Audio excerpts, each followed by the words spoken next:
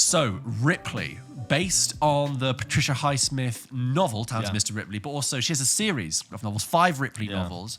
And obviously the most famous example we can hark back to is the original Talented Mr. Ripley movie from the late 90s with Jude Law, Matt Damon, Gwyneth Paltrow. Which you and I hold in very high regard. High regard. I love rewatched it 2 Christmases ago, completely fell in love with it again, and just, it sort of solidified itself as one of my top films. I agree, and I think it's definitely up there in my favourites. I think it's one of the most stylish films ever, I think. Impossible not to just fall madly in love with Jude Law. You know, he was 2 years younger than us when he made that. Excuse me while I be sick. Yeah. It's and they made that film it was a tight budget, and they were doing like 14-hour days. They were all exhausted, and every night Matt Damon would go up to he was actually quite separate from the cast, because he would go up to his hotel room and go on the treadmill for run 6 miles on the treadmill every night, because he needed to make himself look like Jude Law. Oh my God. The whole thing, he needed to slim himself down as much as possible. Because Matt Damon, he's not overweight, but he has a heavier build. He's a heavier build. He's a heavy build. That's most famously there. But also there have actually been several Ripley iterations from the other Ripley novels. There was actually Wim Wenders, we talked about recently from Perfect Days. Should we close the window? Because I think with the power tools. Honestly, it's spring and they just get all the power tools out. And then top window as well.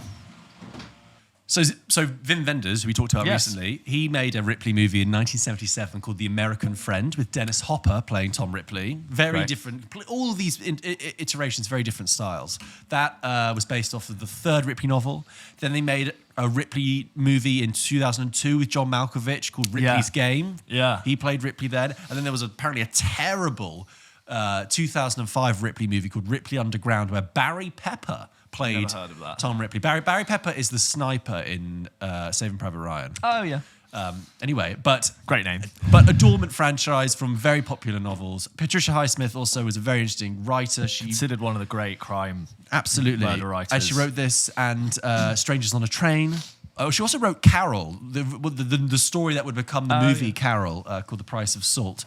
Anyway, the latest iteration is now out as an 8-part series. 8-part series, episodes like 45 minutes to an hour a piece. I think, as you said, we hold the Talented Mr. Ripley from 99 in very high regard. I want to say 99, 98. Yeah, in really high regard. I'm when I heard that they were doing a Netflix miniseries adaptation, looking very stylistically very differently, I think I was a little bit like, don't touch it. That's one of my favorite films. I think it's near perfect with beautiful actors who do the job really well. Iconic. Totally iconic. Watched it recently, so it's fresh. I'm not sure. Even though you've got great ingredients in there, like Andrew Scott, who I think can do no wrong at the moment. I was a little bit like, I'm not ready to jump into this. Much more based on the novel than it is sort of a remake of any film or thing that we've seen before. For those of you who don't know, Ripley is, in this series, we find him as a sort of nomadic stranger living in New York, a scammer. He is someone who, steals letters from dental practices and falsifies letters to them, claiming that they're past due on rent, trying to cash checks in banks. He's a scammer. He's an enigma. Almost a very, very sinister Catch Me If You Can. Yeah, totally. There is a bit of that sort of stealing envelopes to get them out. The numbers off of things. Yeah. And one thing that I sort of will go on to talk about later, and what this series just does so well, is the capturing of letters, signing, typewriter things. Everything about that is so beautifully captured in the telling of this story and information that's passed in the 1960s. 50s? 60s. So he is tasked by the father of Richard, or Dickie Greenleaf, a wealthy upper-class middle-class man, to bring his son home from Italy.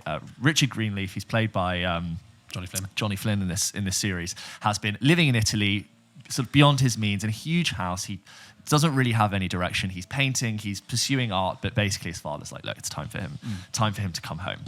And so he basically flies, gets on a boat to Italy.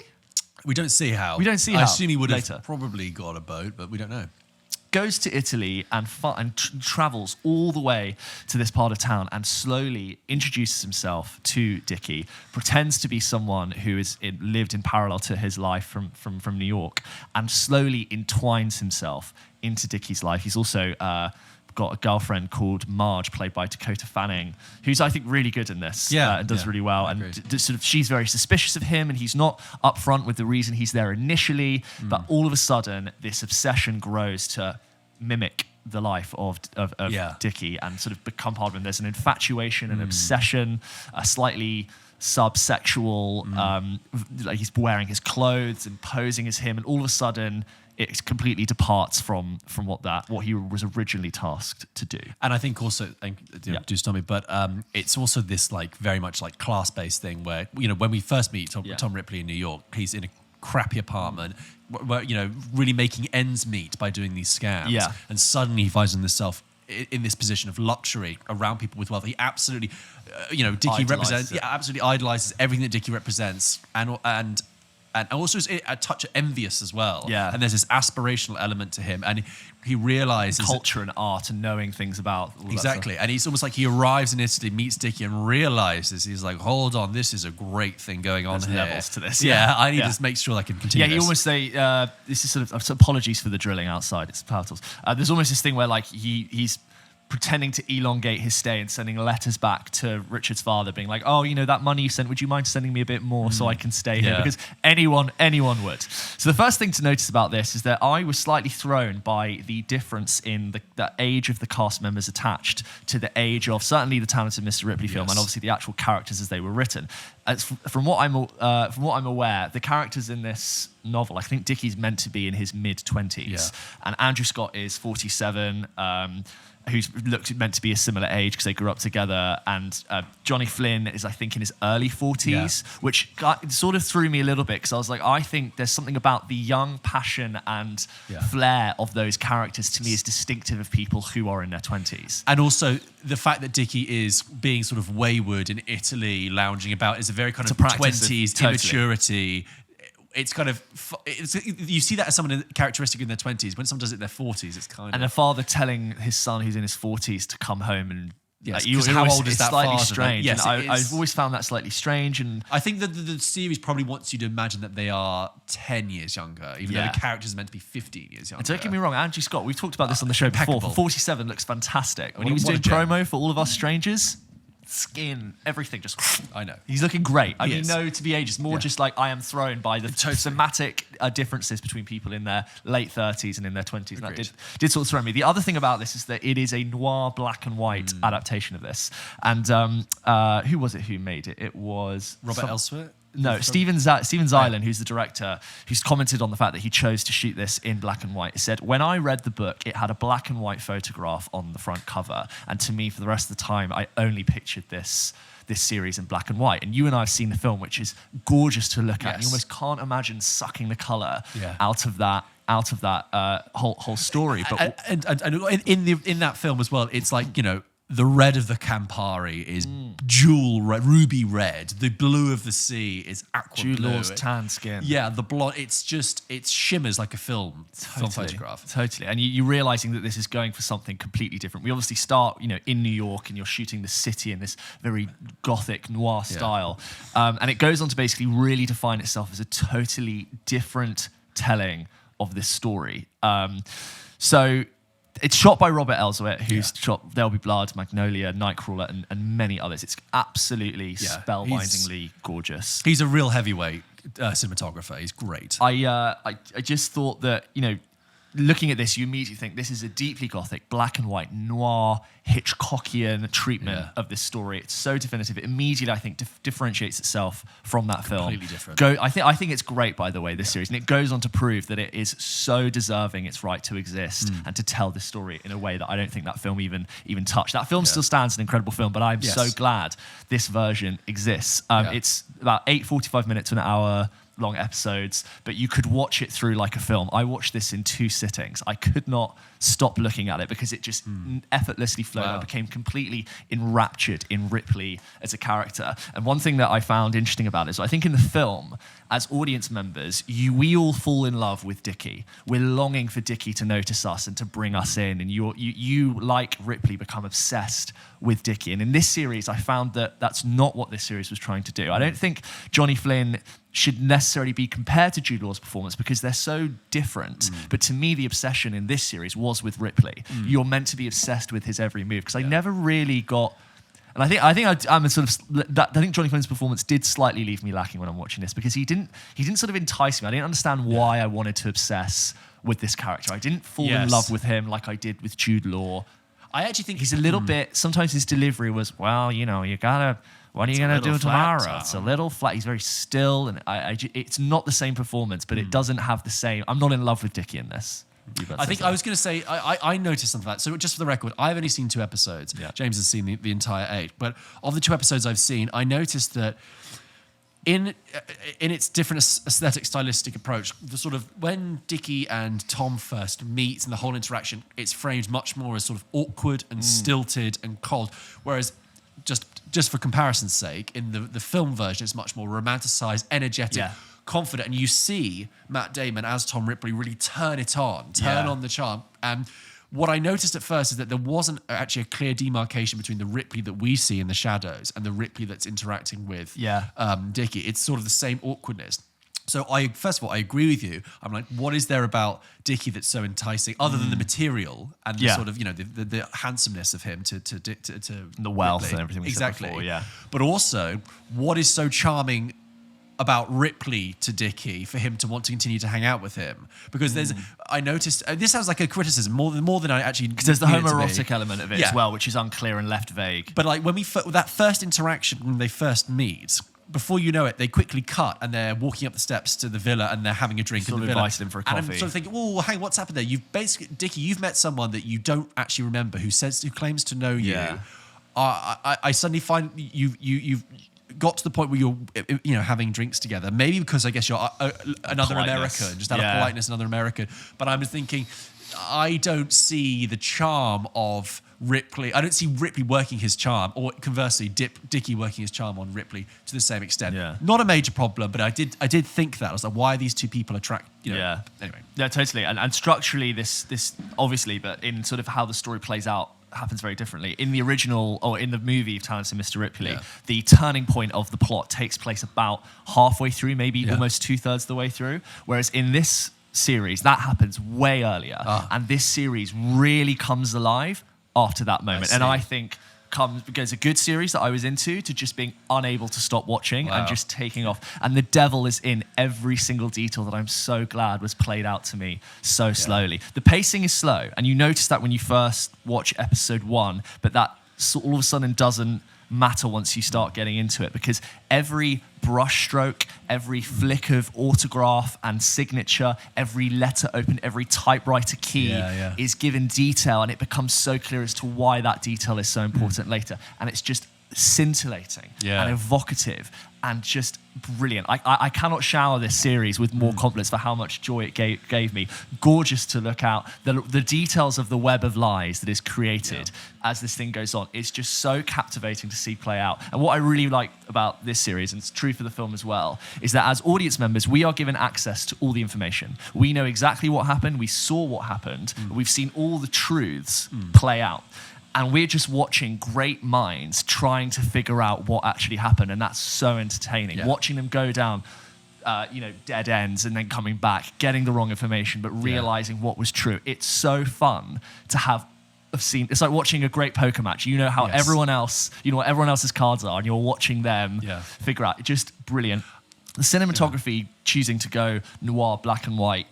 When you shoot black and white, you get to really work with contrast, and they do it so well in this film. I always felt like everything was on the brink of discovery. Everything's on the edge of truth, the edge of death. Shining a light on what really happened is always just an edge away. And there's a specific scene later which really uses shadow and contrast, and you get a really clear sense of why they've chosen to hide things and show things.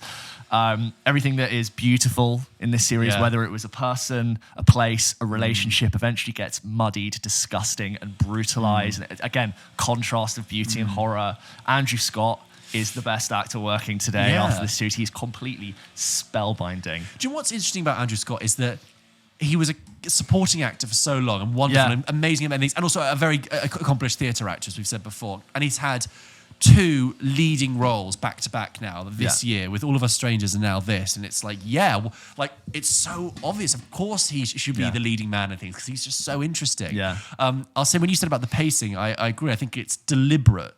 as is Tom Ripley. It's deliberate and meticulous because Tom Ripley, what makes him such a compelling character, even though he is sinister and nasty, he is very smart. Yeah. And you love as an audience to follow smart people. To see what He's they good do. at his craft. His craft just happens to be conning and scamming people. Yes. And watching that is so interesting. I think that you get totally hooked in, and that's what makes you squeamish because Highsmith originally, I guess, was pulling you in with this incredible craftsmanship of Ripley's character, and then making you feel awkward and uncomfortable from Almost what happens. rooting for them in a way. Yeah, exactly. Yeah. That's why he often gets referred to as like an anti-hero in a Yeah. way. And I love that. I would say that everything so far that I like about Ripley is everything I didn't like about Saltburn.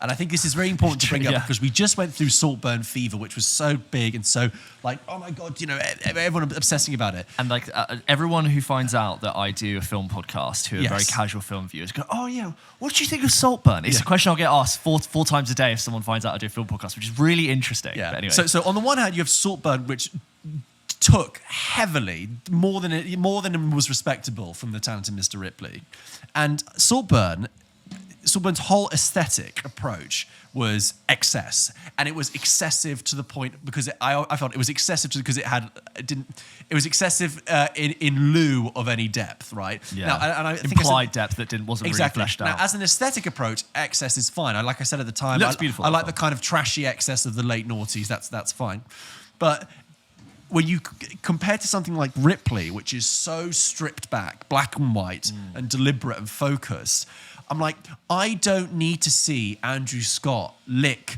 Dickie's bathwater to know exactly he's obsessed and exactly what he's feeling. Everything about Ripley is they're complete polar opposites in the way they are executed. Totally. Even though they share such DNA, you don't need to use color. Yeah. You don't need to have all this grotesque excessiveness to really get us rooted in the nastiness of the story. As well as that, there are like the cameras, and you'll notice this as you keep on watching it and you return to the same environments. They decided where the camera would be and what the angle would be for that place, and they stuck at it. And when they went back, the camera never moved. So you know, just in the first two episodes, the long stairs that go all the way up. So there's the camera that always stays in the same position. But when different characters in different situations with different stresses and moments of the day go through, you notice the difference because the camera hasn't told you exactly what to look at. And it's used so well later on when Ripley's in an apartment and there's certain things that need to be hidden and shown, and certain characters can or can't see exactly what's happened. And you realize how genius the use of the camera being definitive and decisive and staying in the exact same place. And it's just, I feel like I know all of these spaces so well already, and I know exactly where was what and what was hidden. And it's just decisive and clear. And yes, you need to take your time to do that, but I'm so glad that over that amount of time, it did it. It's really well done. I just also want to say the guy who plays the inspector, who is Maurizio Lombardi, plays Inspector Ravini late in the second half of the series, I thought was fantastic, phenomenal. It felt like watching an early Christoph Waltz performance or discovering Christoph Waltz. Great, yeah. I just thought brilliant, the detail, and again, just like letters and watching a great mind try and unlock something. And I also want to give a shout out, and I'm sorry I can't name the actors, but every single hotel receptionist, desk clerk in this entire series is just phenomenal. And whether it's the guy who runs the post office or just all of these people that and as I said before, the exchange of information and sending of messages is so pivotal to how everything happens in this series. And the detail that goes into the keys and the forms for the ferry, just all of those actors, there's no such thing as a small part. These guys just turned up in the best way, whether it was the very expensive Corinthia or the dingy, gross back alley hotel in Rome. All of them were just phenomenal and just brought those extra scenes alive. The highest praise from me. And just the way also about what it's shot, it's so clear. It's drawn, particularly in the New York sequences, but it's so heavily informed by street photography in the 1950s, deep black and white, like a Life magazine kind of. 100%. What's the name? Not Vivian Mayer. A bit of Vivian Mayer, but also, there's a very famous American It'll come back to me. The name of an American street photographer from the 50s and 60s, and it's very much like that. Slightly skew ankles when he's getting the underground. All of it is heavily informed and stylized by really like street wonderful photography of that rules of time. composition, then- leading lines, natural spirals, rule of thirds. It's all meticulously designed. And then when it gets to Italy, it's like it takes sort of traditional travel photography, a travel eye, and just slightly makes it a bit more sinister. You know, slightly off kilter. If you take the leading lines of a staircase, and if you just slightly pitch it the other way, this suddenly becomes very threatening and imposing. So, and almost like you get to Italy coming from New York, and you'll think, God, I can't believe they sucked the color out of this. But once you're in it, you know what it was like? It's like getting into a bath. The first time you jump in, you're like, I'm not so sure. Not sure of the temperature here. But once you soak yourself in this series. It's great. I think if I am to criticize it, I think it maybe overstayed its welcome by an episode. It builds and it crescendos, and I as I said, I couldn't stop watching it. And I almost thought you should have just wrapped this up a little bit sooner. But because I had such a good time with it, I'm so glad I've seen it. And I think you and I have been very quick to criticize, or we get quite sort of down on thinking that Netflix could be guilty of commissioning content that has to immediately grab your attention and needs to be like second screen friendly and needs to we don't get the kind of long drawn out detail oriented series that we hope. But I'm so glad this exists because it's so, once you start watching this, all of those concerns about being able to pay attention, being able to sort of sustain you, all those concerns fall by the wayside once you start watching really high quality TV shows. I can't give it high enough praise. It shoots to the top of Netflix original series for me. And what's really bizarre at the moment, it's got sort of like mixed reviews, and I'm like, people don't know a good thing when they see it. I started it thinking like, is it a bit too over stylized? And I was like, no, this is really good. This is really, really good. Diane Arbus was the name of the photographer I meant from the 1950s. But yeah, Ripley, we're big fans. And it's great because we are able to compartmentalize and love this TV series over here and still love the original film from the 90s over there. And I'm very happy to, if you told me next Christmas we're going to watch The Terrence and Mr. Ripley, I'd so happily do it. But I could actually see myself 2-3 years down the line rewatching this series. There are so many details I want to rediscover. If you can answer this in a non-spoiler way, do you think we will get more Ripley? Are they going to do the other novels? Because there's 5 novels. I would love them to keep going. If they could recreate the magic they did in this and do more adventures of Mr. Ripley, I would love it. I would absolutely love that. So, have you Friends guys at Netflix listening? Just do it. I think if it's a hit, they'll do it. That's great. Do you know what? This does actually help stuff get commissioned. If you watch this on Netflix and you like it, do give it the double thumbs. Yeah. Because you need to tell Netflix that they should keep making stuff like this. We've heard this is like really important. It's really important. So double like it. Double like the stuff you like on Netflix. Anyway, that was Ripley. Let us know what you think if you've seen the show. Do you agree with us? Do you disagree with us? Send your thoughts into hello@pulpkitchenpodcast.com. And if you do find episode 1 or 2 a bit slow, please, I know this is like a cliche of a good series, but please stick with it. It's really worth it, and it just comes alive in its middle section. And it's top quality. Yeah.